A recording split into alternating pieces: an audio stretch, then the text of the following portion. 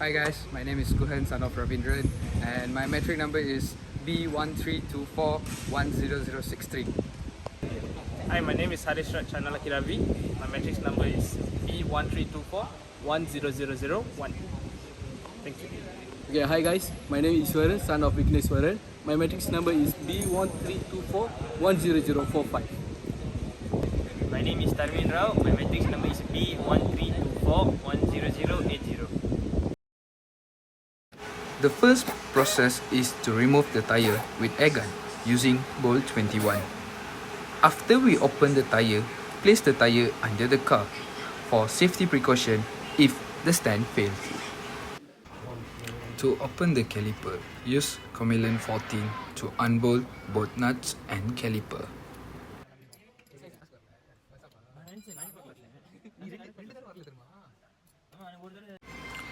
After unbolt the nuts, we have to remove the brake pad and also the pad clip.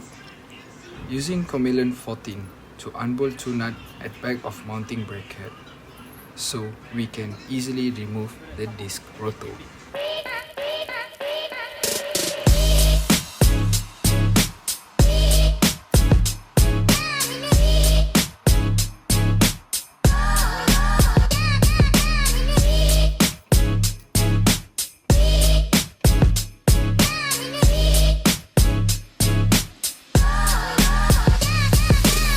So after removing all the nuts, bed clip and brake pad, we can finally remove the disc motor. The next step is to remove the piston. It's hard to remove the piston, so we decide to use pressure air gun and place as shown in the video to remove the piston. Then check the piston quality, whether it's in good condition or not. If the piston is in good condition, just press it inside to its location as shown in the video.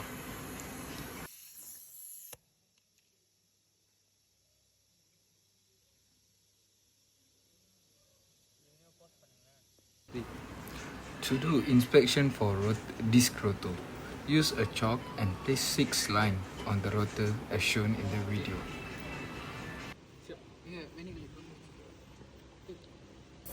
Then take a vernier caliper to measure the thickness of disc rotor.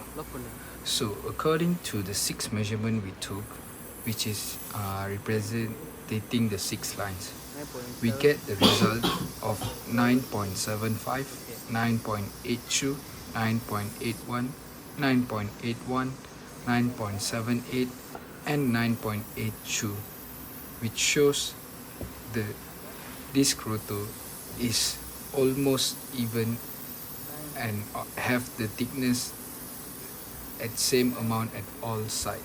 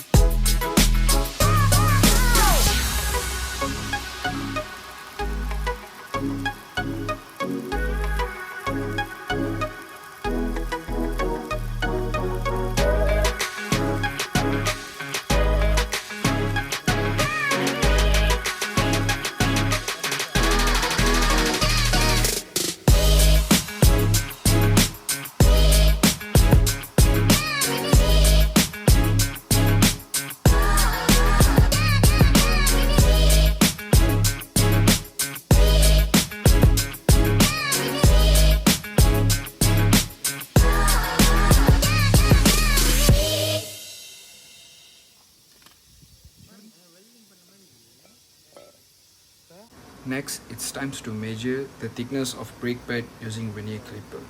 For the first side, it shows 8.28.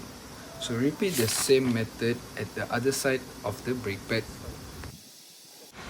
To check the brake pad and the disc rotor are even, use the chalk to color the disc rotor. Then take the brake pad and put on the disc rotor.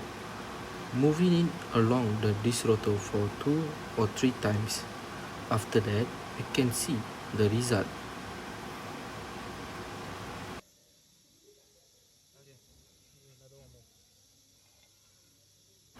After that, we can see the result. The brake pad is not even to the disc rotor. As you can see, the brake pad chop is only touches the right side of the brake pad, which shows that it's not even.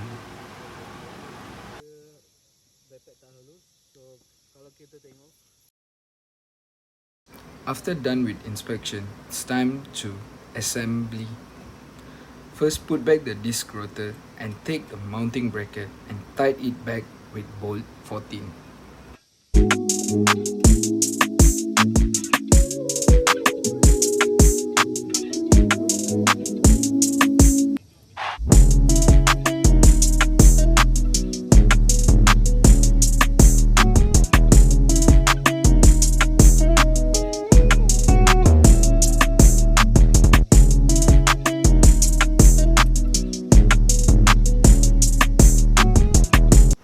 Then it's time to put back pad clip and to place the brake pad, followed by the caliper.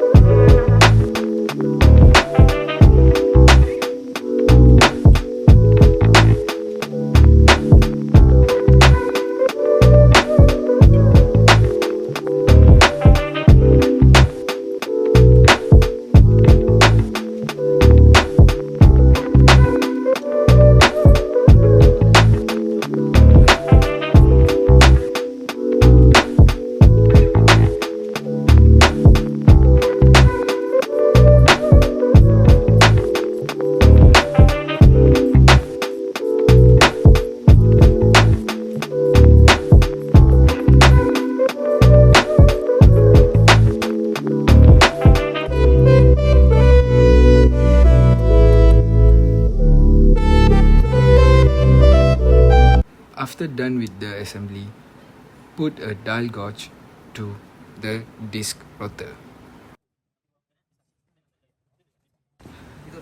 The dial gauge is to check the run out of the disc rotor.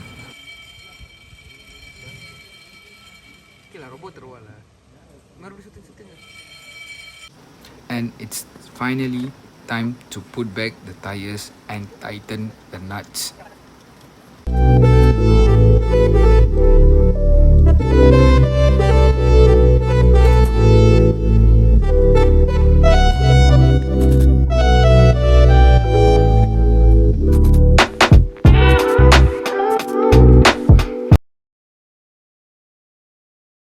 My name is HARISH RAVI.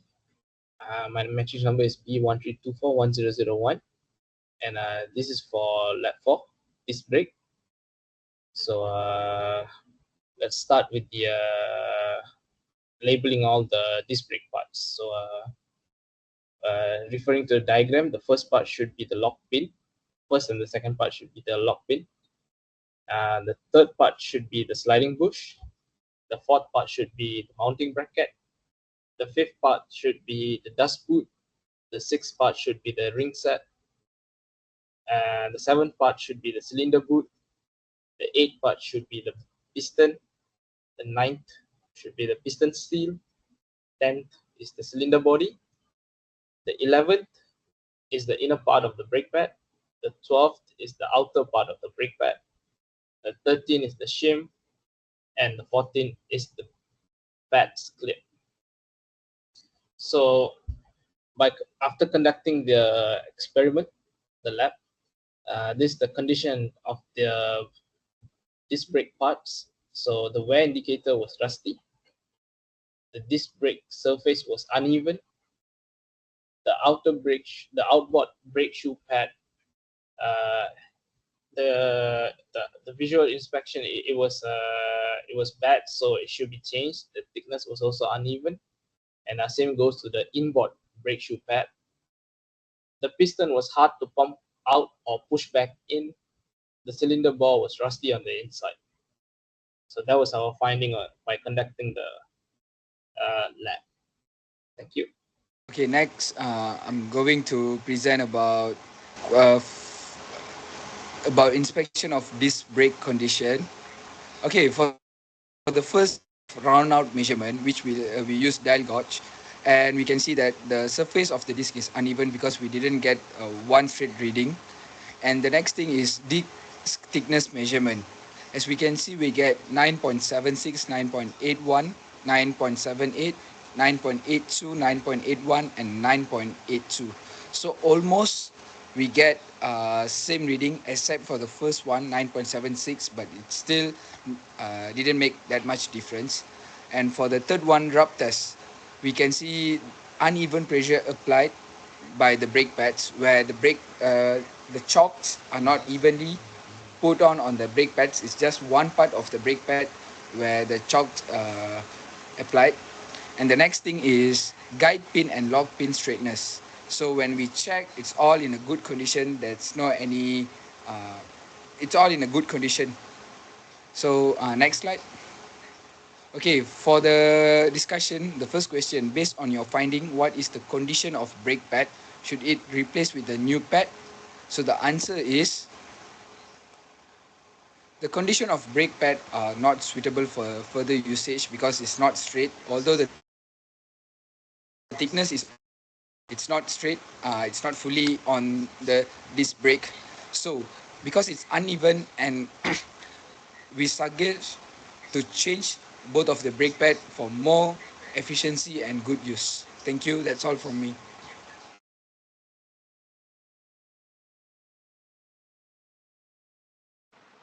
Alright, for the question 2, list 2 cause of rotor thickness variation.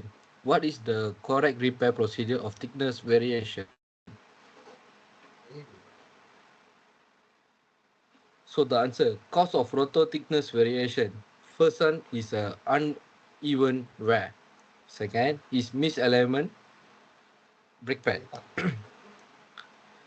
Correct repair procedure for thickness variation. First one we can do is measure and inspection. So what we can do for that, remove the rotor and measure its thickness at several points using micrometer to identify area of variation.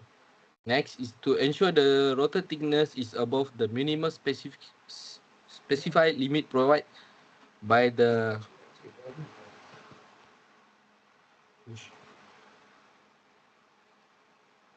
second, rotor resurfacing.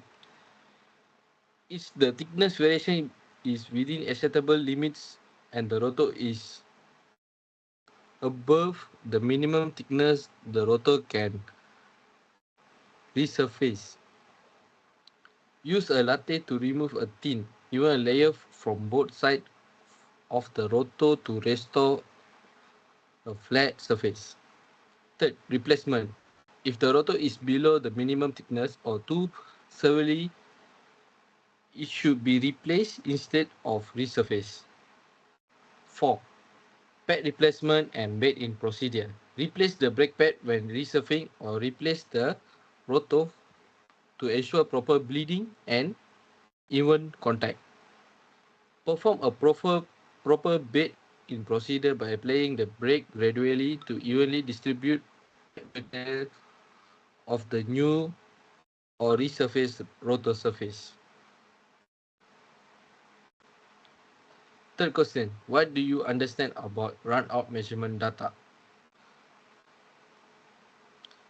Run-out measurement data for disc brake refer to the record data that quantifies the lateral deviation of the brake rotor as it rotates. This is deviation can indicate how much the surface of the rotor moves side to side relative to each true rotation plane.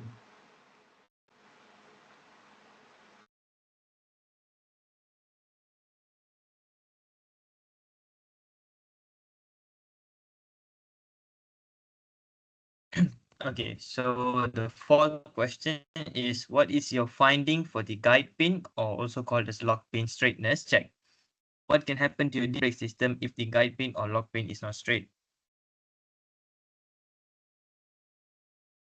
Okay, so our answer is that the lock pin can still be used based on our observation. So the implications if the guide pin or lock pin is not straight.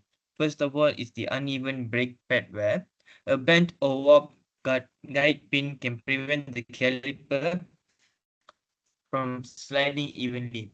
This misalignment can cause the brake pads to uneven pressure to the rotor, resulting in uneven pad wear and potentially reducing the lifespan of the pads. Secondly, the point if the guide pin is bent, it may cause the caliper to stick, leading to brake drag. This condition happens when the brake pads remain in partial contact with the rotor even when the brake is not engaged. Brake drag can lead to overheating, accelerated rotor and pad wear, and reduced fuel efficiency. Reduced braking efficiency. Bent guide pin can impair the caliper's ability to apply even pressure across the brake, reducing the overall braking and making the system less safe. Noise and vibration. Misalignment due to a bent pin can create excess noise, such as squeal grinding, and can contribute to vibrations during braking. Caliper seizure. Over time, a bent noise guide pin can lead to caliper seizure, where the caliper is no longer the caliper no longer moves freely, and this can result in the braking system failing to release properly, causing continuous contact between the caliper and rotor. Sorry. So the conclusion is, based on the tests made, it is certain and pads play a huge role in maintaining the safety driver and also to maintain the ability to stop the car from moving. Hence, it is important to look out for any sort of indication that might need further inspection, regarding the brake pads and this. Thank you.